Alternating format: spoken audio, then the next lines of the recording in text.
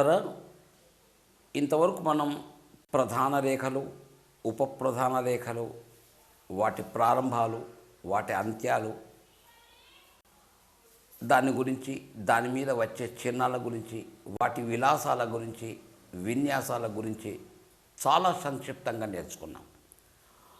దాన్ని విశాలంగా లోతుగా అధ్యయనం చేయాలి అంటే ఏదైనా ఒక సాముద్రిక శాస్త్రాన్ని కొని, ఒకటే సరిపోదండి, ఒక 2-3 కొనండి. ఎందుకంటే మతభేదాలు, అభిప్రాయ భేదాలు సాముద్రికులలో కూడా ఉన్నాయి కాబట్టి రకరకాల ఫలితాలు చెప్పేట ఉంటుంది.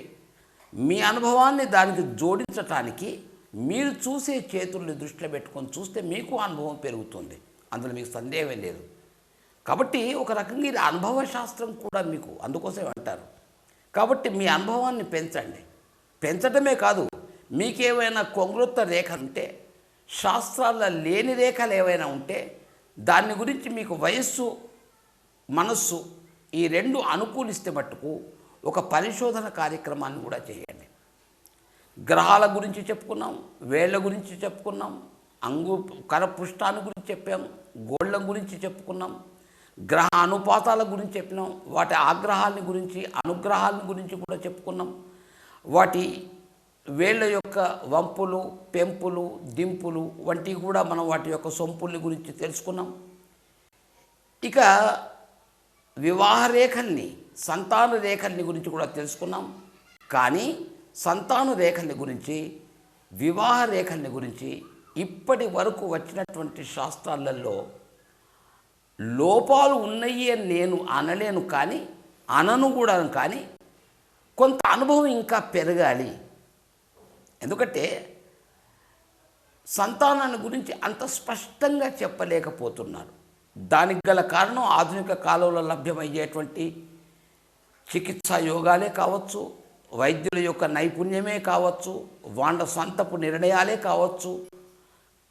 ఒక వజ్ర సంకల్పంతో ఇంత ఉంటే ఒక చెడును కూడా మనం మంచిగా చేసుకోవచ్చు. సత్సంకల్పాలు మాత్రం కావాలి, వాళ్లకు బుద్ధి రేఖ మంచిగా ఉండాలి. ఇన్ని రేఖలతో పాటు కొన్ని రేఖలు విశిష్టమైన రేఖలు కూడా ఉంటాయి. నేను ఇప్పుడు మీకు అన్ని చాలా గొప్ప రేఖల గురించే చెప్పాను.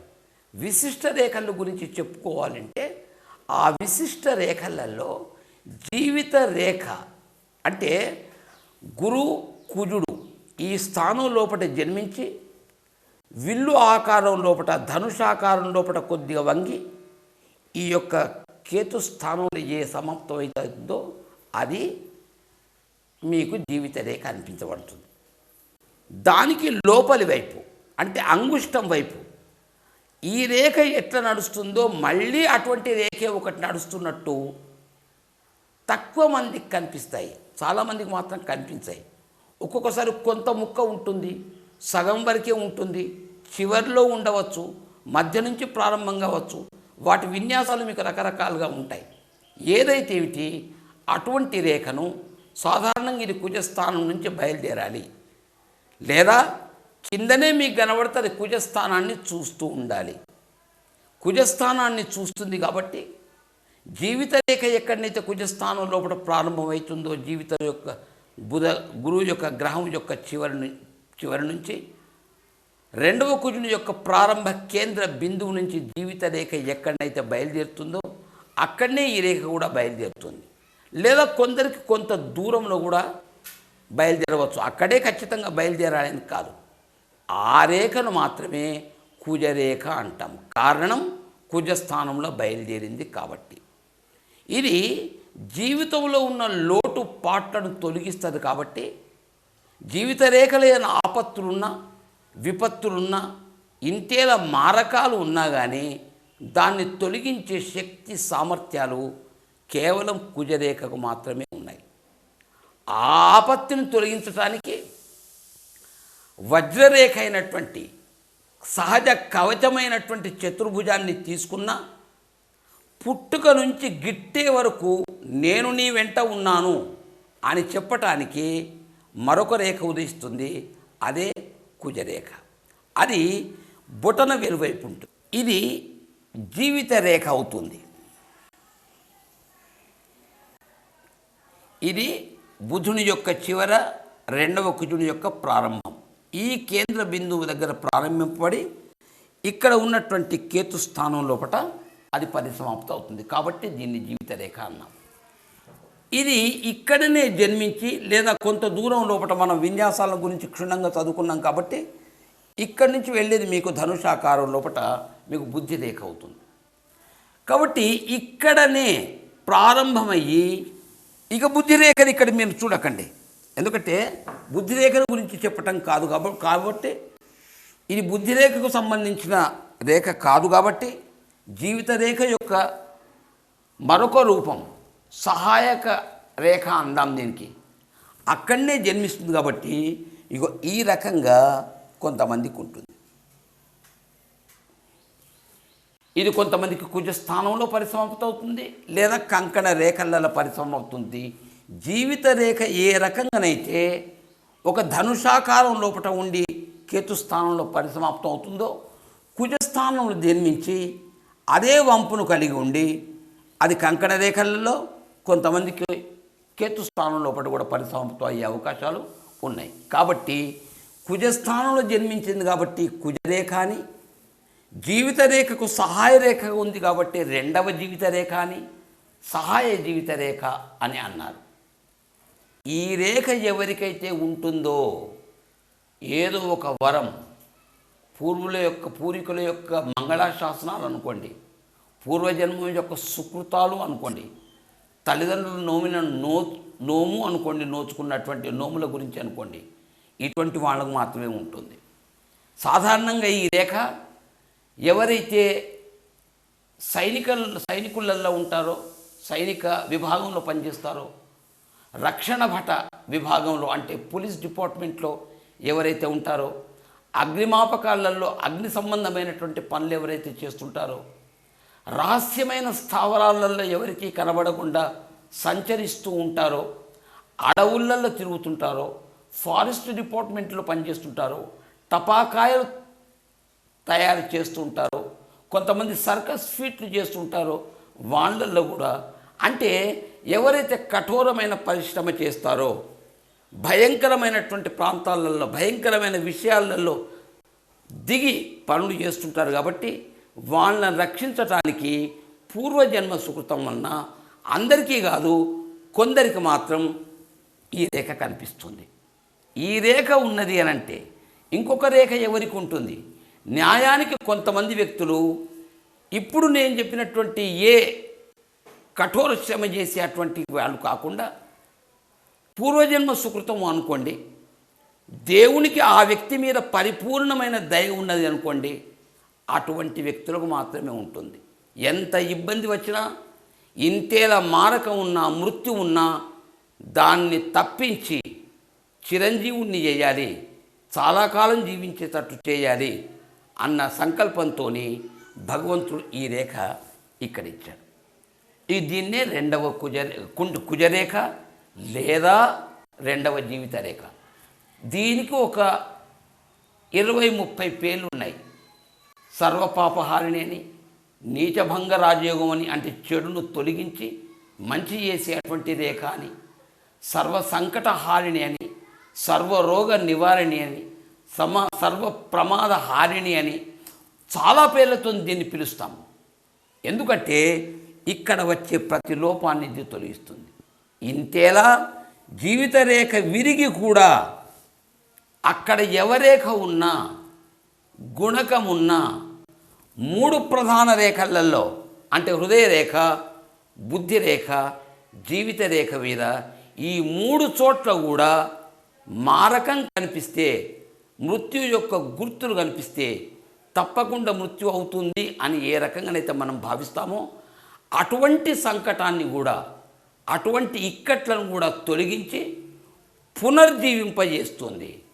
ఇది ఈ యొక్క రేఖ యొక్క ఫలితం. ఇంకొకటి, ఈ రేఖ ఎవరికైతే ఉంటుందో అందరికీ కాకున్నా కొందరికైనా మేనవారితోని అంటే తమ్ముని బిడ్డతోని అంటే బావమరిది బిడ్డతోని లేదా వేలు విడిచిన, తనకు సొంత తమ్ముడు కావాల్సిన అవసరం లేదు, తనకు సొంత బావమరిది కావాల్సిన పని లేదు, ఆ రకంగా భావింపబడేటువంటి వ్యక్తులు లేదా ఆ రకంగా వరుస ఉన్నటువంటి వ్యక్తులు, అంటే చిన్నాన్న పెద్దనాన్న యొక్క పిల్లల యొక్క అమ్మాయిలున్నా, అటువంటి అమ్మాయిలైనా అబ్బాయిలైనా వీళ్ళు కూడా మేనరికేవి కదా, అటువంటి వ్యక్తులతోనే వీరికి వివాహం అవుతుంది. అందరికీ కాదండి, కొందరికి వివాహం కాకపోవచ్చు. ఇప్పటి సైన్స్ ప్రకారంగా, ఇప్పటి విజ్ఞానం ప్రకారంగా మేనవారిని చేసుకోకూడదు అన్నటువంటి ఒక భ్రమను అభిప్రాయము ఉంది. దాన్ని కాదనలేక మేనపిల్లలు ఉన్నప్పటికీ, యోగ్యులైనప్పటికీ, అన్ని తీర్ల సహకరించే వారైనప్పటికీ కేవలం ఈ భ్రమతోని మేనవారిని చేసుకోకుండా వేరే వారిని చేసుకుంటారు. ఎందుకంటే సంతానపరమైన ఇబ్బందులు రావచ్చు, మరే రకమైన ఇబ్బంది అయినా రావచ్చు, అంగవైకల్యం ఉన్నటువంటి వ్యక్తులు జన్మించవచ్చు, ఏదో ఒక లోపం ఉన్నటువంటి వ్యక్తులు జన్మిస్తారు. ఇద్దరు బ్లడ్ గ్రూప్ ఒకటే కాబట్టి అని కొంతమంది భావించి ఇటువంటి అవకాశాన్ని జారవిడుచుకుంటున్నారు, తృణీకరిస్తున్నారు, కాదంటున్నారు. ఎందుకంటే సైన్స్ను నమ్మాలి కూడా. ఇది కూడా ఒక సైన్సే, ఇది సైన్స్ కాదని మాత్రం మీద దయచేసి అనుకోకండి, ఇది కూడా ఒక సైన్సే. మన ఆలోచనలు బట్టి రేఖలు వస్తూ ఉంటాయి, పోతుంటాయి. మన బ్లడ్ సర్క్యులేషన్ బట్టి వస్తూ పోతూనే ఉంటాయి. కాబట్టి ఇది కూడా ఒక సైన్సే. కాబట్టి ఈ రేఖ ఉన్న ఫలితాన మాత్రమే మేనవాళ్ళని చేసుకుంటారు. ఇది ఇప్పటి మాత్రం మీరు పాతకాలం లోపల కనబడినా మీరు వారిని అడగండి, మీకు మేనపిల్లనా లేదా వేలమిచ్చిన మేనవాళ్ళ లేదా కడు సన్నిహితుల, చాలా దగ్గర సంబంధికుల అనుకోండి. అంటే మేన సంబంధికులతో వివాహం అయ్యే అవకాశాలు మీకు వీళ్ళకు చాలా ఉన్నాయి. ఇంకొకటి, భార్య రూపవతి, శీలవతి, గుణవతి. రూపం సంగతి ఎట్లా ఉన్నా శీలవతి, గుణవతి, అనుకూలవతి, వీటన్నిటికి తోడు క్రమశిక్షణతోనూ కూడుకున్నటువంటి మహిళ ఉంటుంది. లేదా చాలా క్రమశిక్షణ అయినటువంటి భర్తలు లభిస్తారు. ఇది పురుషుల గురించే ఎక్కువ చెప్పారు సాధారణంగా. ఎందుకంటే మనకున్న శాస్త్రాలన్నీ పురుషాధిక్య శాస్త్రాలే, పురుషాధిక్య సమాజం కాబట్టి ప్రతిని పురుషులను ఆధారం చేసుకుని పోతారు. ఒకవేళ ఈ రేఖ స్త్రీలకే మీకు కనబడింది అనుకోండి, ఆమె 50వ వయస్సులో కూడా 40ని తలపింపజేస్తుంది, 35ను తలపింపజేస్తుంది. అంటే యవ్వనంగా కనిపిస్తుంది. ముదిమిని తరుముకొని రాదు, తరమకుండా ఈ రేఖ అడ్డుకట్ట వేస్తుంది. 60లో కూడా ఏమండి మీకు 40 50 అంటారు, అయ్యో నాకు 60 ఏంటి అంటుంటారు. దాన్ని చూడండి, అటువంటి వ్యక్తులకు ఈ రేఖ ఉండేటువంటి అవకాశం ఉంది. రైట్. ఇంకొకటి, ఈ రేఖ ఉంది కదా అని ఆ వ్యక్తులే 200 స్పీడ్లో బండి నడిపినా, కావాలని కష్టాలు కొనుక్కున్నా, 2 అంతస్తుల 3 అంతస్తుల భవనం మించి దునికినా, పాములు తేళ్ళు ఇక్కడ తిరుగాడుతున్నాయి, క్రూరమృగాలు ఇక్కడ తిరుగాడుతున్నాయి అన్న సాహసం చేసి నాకు ఈ రేఖ ఉందని అక్కడ సంచరించిన దానికి మాత్రం ఈ రేఖ సహాయపడదు. అనుకోకుండా వచ్చే అటువంటి ఇబ్బందులకు మాత్రమే ఇది సహాయకారిగా ఉంటుంది. ఈ రేఖ ఉన్నవాళ్ళు ఆత్మహత్యలు కూడా చేసుకుంటారు, జీవితంతో విసిగి లేదా కుటుంబ సభ్యులతో ఉండక.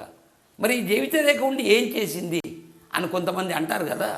లేదు, అది కావాలని చేసుకున్న నేరం. ఆ దోషానికి జాతకులు బాధ్యులు కానీ రేఖ మాత్రం బాధ్యులకు కాదు. ఇంకొకటి, ఇక్కడ ఈ రేఖ ఎవరికైతే ఉంటుందో వాళ్ళు క్రమశిక్షణగా ఉంటున్నారు. ఆమె ద్వారా ఆదాయం ఉంటుంది.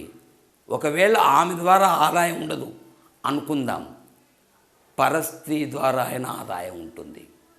అంటే గుప్తంగా, రహస్యంగా ఎవరితోనైనా సంబంధం పెట్టుకోవటం, డబ్బున్న స్త్రీతో సంబంధం పెట్టుకోవటం, అనాయాసంగా, అయాచితంగా ఆమె నుంచి కొంత ఆస్తిపాస్తులో డబ్బు చాటుకు, మాటుకు లేదా నేటుకు కూడా కావచ్చు, ఆ ఆస్తిపాస్తులు ఈ జాతకునికి వర్తించే అవకాశాలు ఎక్కువగా ఉంటాయి.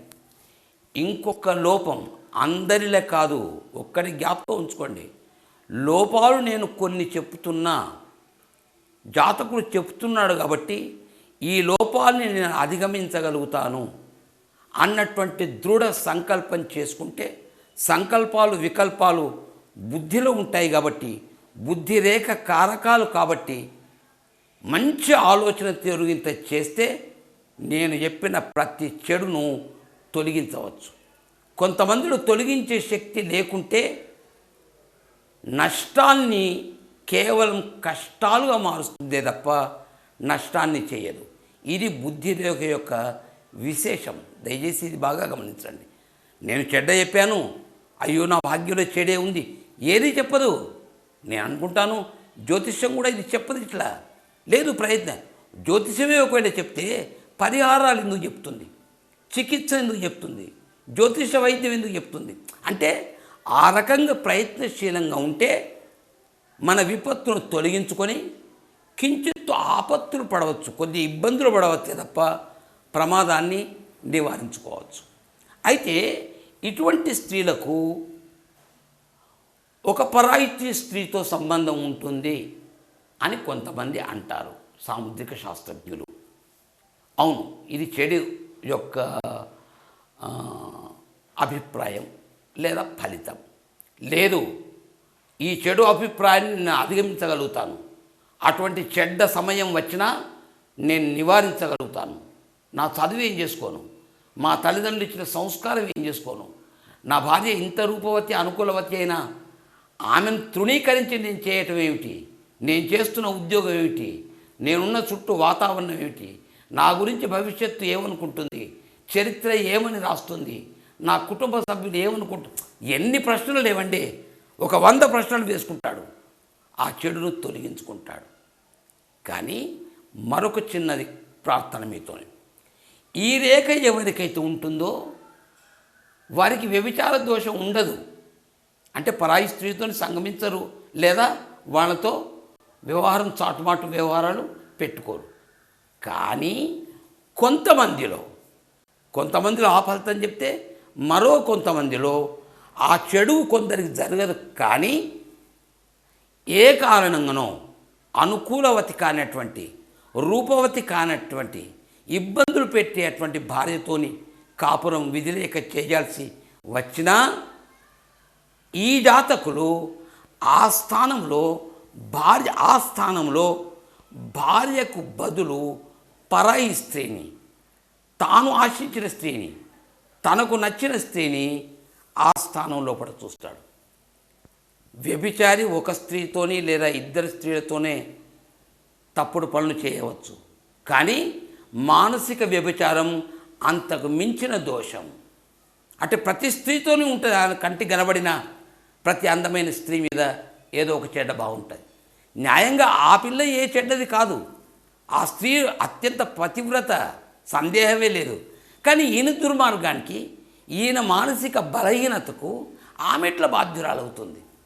కాబట్టి ఇటువంటి రుగ్మత ఉన్నటువంటి వాళ్ళు, ఇటువంటి వ్యవహారం ఉన్నవాళ్ళు ఆ సమయం ఆసన్నమైనప్పుడు, అటువంటి ఆలోచన వచ్చినప్పుడు మనస్సును మార్చుకోండి, మరొక దానికి కోరివ్వండి, భార్యనే సర్వస్వం అనుకోండి, మీకు ఇబ్బంది కూడా తొలగిపోతుంది.